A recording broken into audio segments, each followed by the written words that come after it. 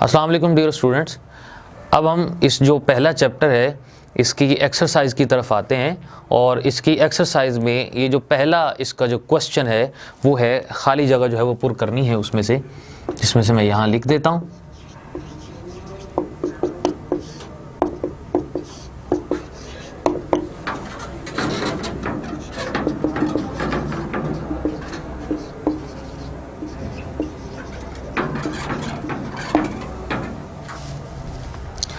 जिसमें से मैं ऑप्शन जो है वो पहला है कि इस्लाम में दो चीज़ें हैं, एक किताब और दूसरा डैश, जिसका मैं जवाब यहाँ पर लिखता हूँ। दूसरा हमारे पास जो है वो सुन्नत है, वो भी हज़ूर नबी करीम अलैहिस्सलातु वस्सलाम के हवाले से। सेकंड हमारे पास जो फिल इन द ब्लैंक आ रही है वो है मुसलमान की कामयाबी और तकमील रूहानी के लिए जो चीज़ है वो सुन्नत नबवी है, सुन्नत नबवी सल्लल्लाहु अलैहि वसल्लम है। थर्ड हमारे पास फिल इन द ब्लैंक है, इसमें इस दुनिया की बुनियाद डैश अमल पर है। सो दुनिया की जो बुनियाद है वो इख्तलाफ अमल पे है। सो ये लफ्ज़ जो है वो इख्तलाफ का मतलब होता है किसी चीज़ का मुख्तलिफ होना, किसी चीज़ का दूर होना, नज़रियात का मुख्तलिफ होना जैसे हो सकता है, अमल का मुख्तलिफ होना उस हवाले से हो सकता है कि एक इंसान कोई काम कर रहा है, दूसरा इंसान उसके ऑपोजिट काम कर रहा है, सो उस वजह से उसको इख्तलाफ अमल कहा जाता है। चौथी हमारे पास फिल इन द ब्लैंक है कि इस्लाम तमाम इंसानों को सुन्नत नबवी सल्लल्लाहु अलैहि वसल्लम के डैश की दावत देता है। सो चौथा पॉइंट हमारे पास क्या है कि इत्तबा की दावत देता है, जिसका मतलब होता है पैरवी, कि इस्लाम तमाम इंसानों को सुन्नत नबवी सल्लल्लाहु अलैहि वसल्लम के पैरवी की दावत देता है।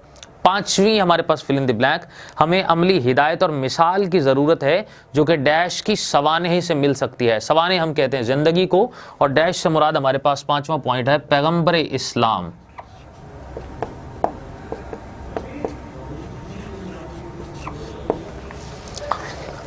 हमें अमली हिदायत और मिसाल की ज़रूरत है जो सिर्फ पैगम्बर इस्लाम की सवाने में मिल सकती है। छठा हमारे पास पॉइंट है जी, हिदायत का चराग और रहनुमाई का नूर डैश की जामियत कुबरा के ख़जाने में हर वक्त और हमादम मिल सकता है। सो इसमें आएगा हमारे पास हजूर नबी करीम अलैहिस्सलातु वस्सलाम का नाम मुबारक, कि जिसमें हम कहते हैं कि हिदायत का चराग और रहनुमाई का नूर मोहम्मद सल्लल्लाहु अलैहि वसल्लम की जामियत कुबरा के ख़जाने में हर वक्त और हमादम मिल सकता है। फिल इन द ब्लैंक हमारे पास एक जो सातवां नंबर है हमारे पास कि मोहम्मद रसूलुल्लाह सल्लल्लाहु अलैहि वसल्लम का वजूद मुबारक एक आफताब आलम ताब है। सो पॉइंट हमारे पास आता है आलम आफताब आलम ताब।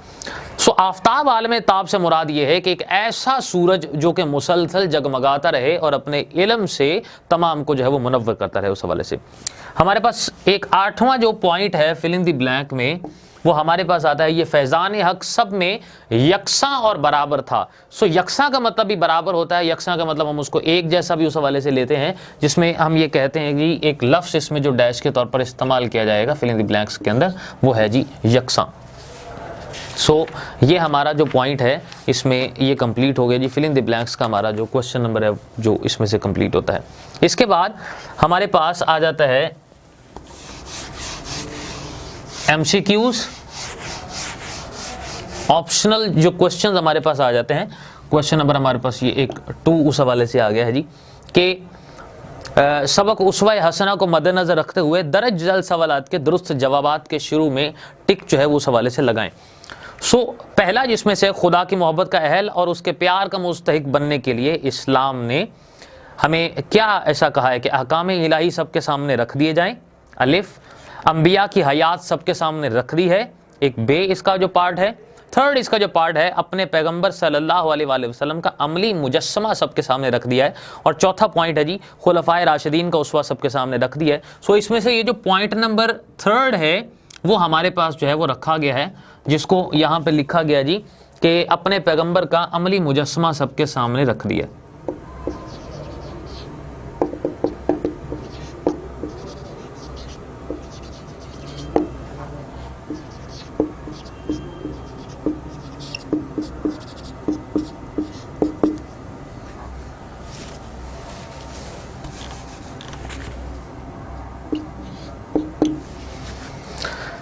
सेकंड हमारे पास एक MCQs है जी सेकंड ऑप्शन जो है वो हमारे पास एमसीक्यूज की जो स्टेटमेंट उसमें से दी गई है कि एक मुसलमान की कामयाबी और तकमील रूहानी के लिए जो चीज़ है, जिसमें से ऑप्शन पहली है वो सुन्नत नबवी है, बे ऑप्शन वो उसवा असलाफ है, जीम वो उसवा सहाबा है, और जो दाल इसकी ऑप्शन नंबर 4 है वो उसवा अंबिया है, जिसमें से पहली ऑप्शन हमारे पास जो है वो आ जाती है उसमें से कि वो सुन्नत नबवी है।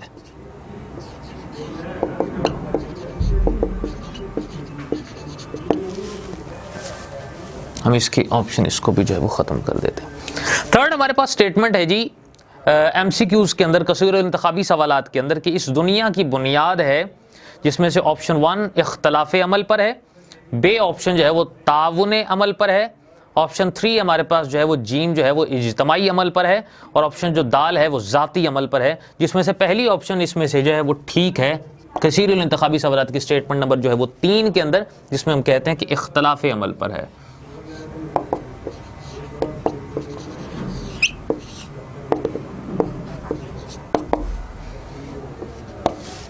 फोर्थ हमारे पास जो स्टेटमेंट है वो ये है कि मक्का के ताजिर और बहरीन के खजीनादार की तकलीद करो अगर ऑप्शन 1 गरीब हो तो, बे दौलतमंद हो तो, जीम जवान हो तो, और दाल जो है वो सफरी कारोबार में हो तो। सो ताजिर और बहरीन के खजीनादार से मुराद होता है जो दौलतमंद होता है, जो खजानची होता है। सो उस वजह से इसमें ऑप्शन जो है वो बे हमारे पास आएगी कि दौलतमंद हो तो।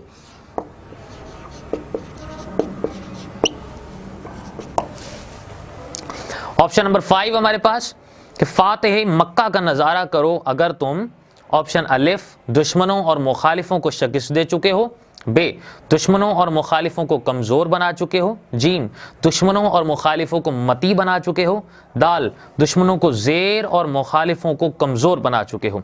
जिसमें से ऑप्शन दाल हमारे पास जो है वो आएगी लास्ट ऑप्शन इसमें से कि दुश्मनों को ज़ेर और मुखालिफों को कमज़ोर बना चुके हो।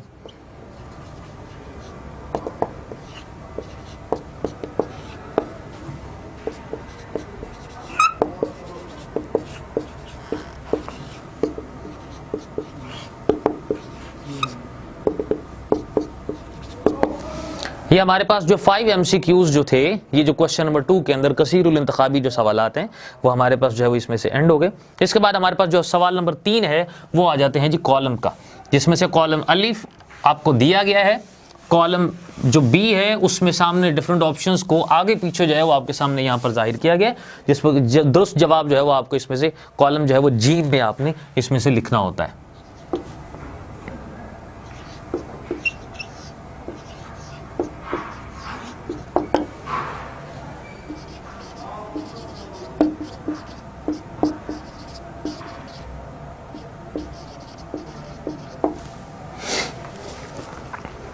कॉलम अलीफ हमारे पास है जिसमें आपका जो लफ्ज है वो सुन्नत इसमें से लिखा गया।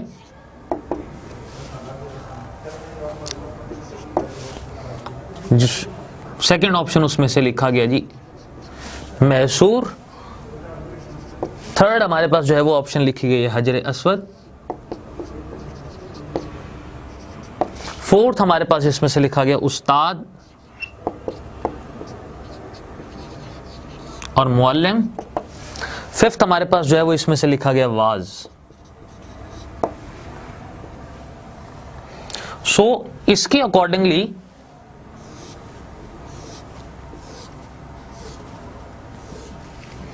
हमारे पास जो इसके अकॉर्डिंगली जो कॉलम बे में जो ऑप्शंस दी गई हैं, जिसमें से 5 ऑप्शंस हैं खाना काबा, मस्जिद, सुफ़ा, शेब अबी तालिब और रस्ता। अब सुन्नत के अकॉर्डिंगली हमारे पास एक सुन्नत क्या है, एक रास्ते के तौर पर इसमें से जो है वो अख्तियार किया गया, जिसका एग्जैक्ट जो हमारे पास आंसर है वो हमारे पास जो है वो रास्ता है। महसूर हमारे पास एक जो है वो लफ्ज़ इस्तेमाल किया गया है। सो महसूर से मुराद है हमारे पास वो घाटी है वो शेब अबी तालिब के नाम से, जिसमें हजूर नबी करीम अलैहिस्सलातु वस्सलाम को वहाँ पर जो है वो महसूर रखा गया था। सो इसका जो दुरुस्त एक ऑप्शन है वो शेब अबी तालिब का है।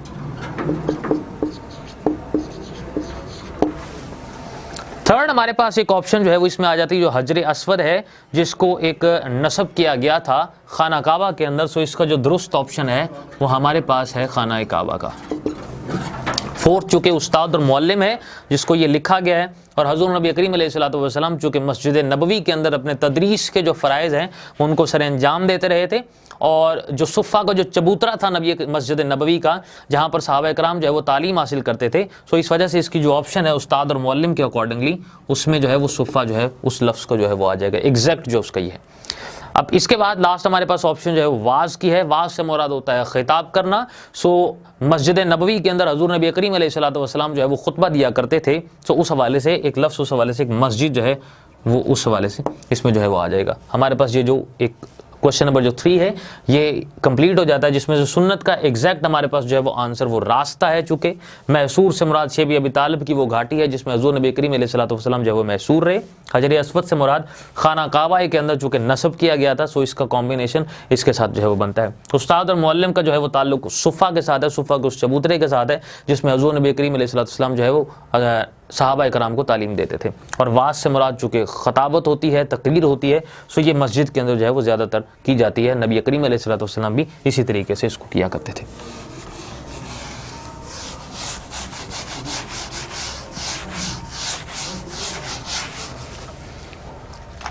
क्वेश्चन नंबर 4 हमारे पास है जी,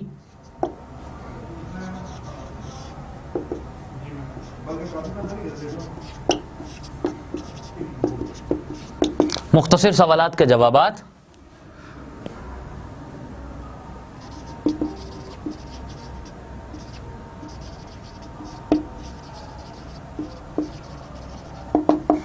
आंसर शॉर्ट क्वेश्चंस, जिसमें से आपके पास ये जो पहला क्वेश्चन है कि सुन्नत नबवी से क्या मुराद है। सो सुन्नत नबवी से मुराद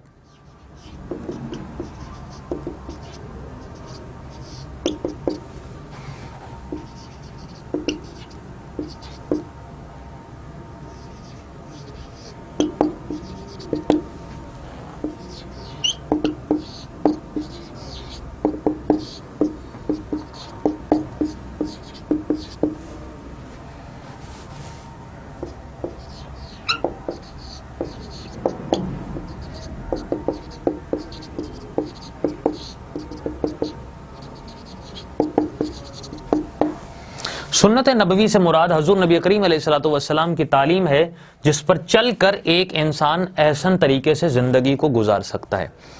दूसरा हमारे पास सवाल है कि किताब से क्या मुराद है। सो किताब से मुराद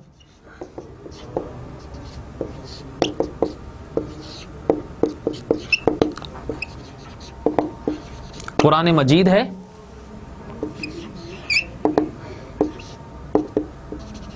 जिस पर अमल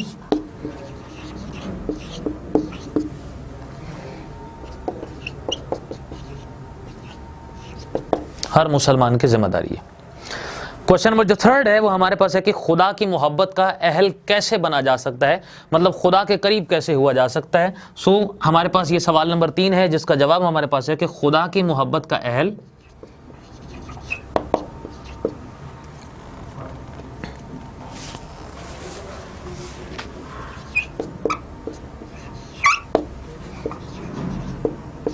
हजूर सल्लल्लाहु अलैहि वसल्लम की सुन्नत पर अमल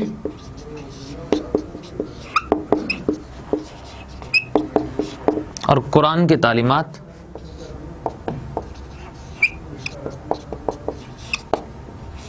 के जरिए से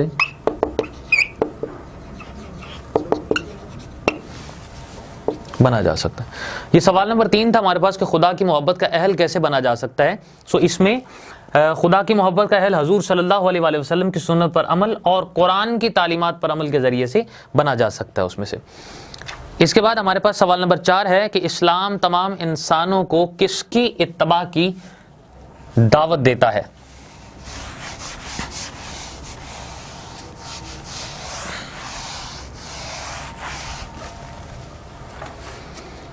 सो सवाल नंबर 4 हमारे पास आता है कि इस्लाम इंसान को कुरान पर अमल और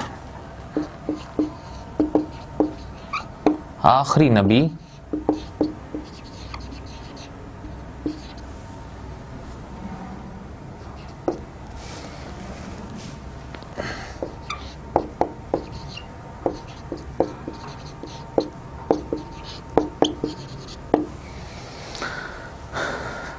इस्लाम इंसान को कुरान पर अमल और आखिरी नबी हजरत मोहम्मद सल्लल्लाहु अलैहि वसल्लम की इत्तबा की दावत देता है।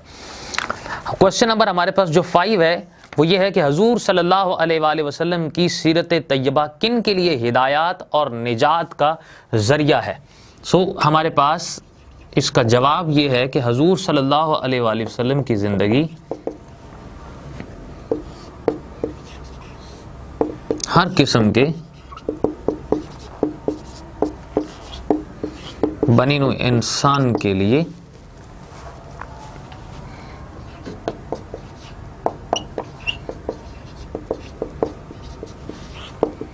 हिदायत का नमूना और निजात का बेहतरीन जरिया है।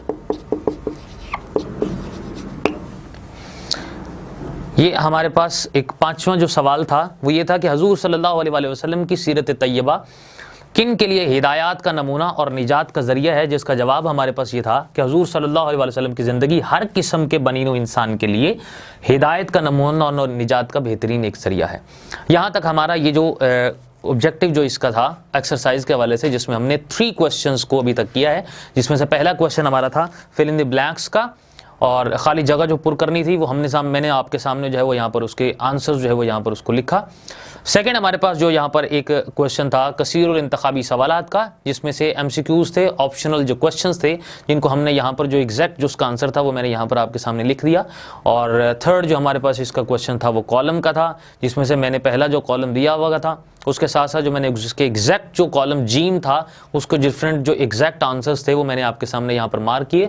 और चौथा हमारे पास जो सवाल था वो ये था कि मुख्तसर सवालात के हमने जवाबात देने थे, जिसमें हमने 5 जो सवालात थे आपकी एक्सरसाइज के अंदर दिए गए आज के चैप्टर 1 उसवा हसना के अंदर, उनके हमने सारे जो है वो जवाबात दिए। यहाँ तक आपका जो है एक्सरसाइज का पोर्शन जो है वो कंप्लीट हो गया और उम्मीद करता हूँ कि आपको ये पसंद आएगा। और उसके बाद हम जो है वो अगले लेक्चर को दोबारा जो है वो इसकी में कोशिश करेंगे कि हम आपके सामने जो है वो पेश करें उसको। शुक्रिया।